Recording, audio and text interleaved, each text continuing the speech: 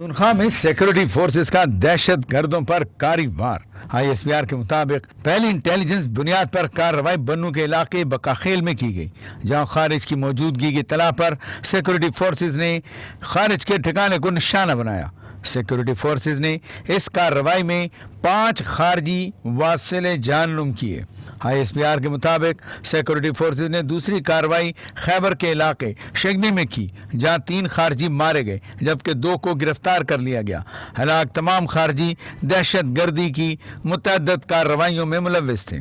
ISPR के मुताबिक इन operations के दौरान दहशत गर्दों के खिलाफ शुजाअत और बहादुरी से लड़ते हुए बन्नू में सिपाही इफ्तिखार हुसैन और खैबर के इलाके शगनी में कैप्टन मोहम्मद ज़ुएबुद्दीन शहीद हुए। 26 साल कैप्टन मोहम्मद ज़ुएब शहीद का ताल्लुक लाहौर से है।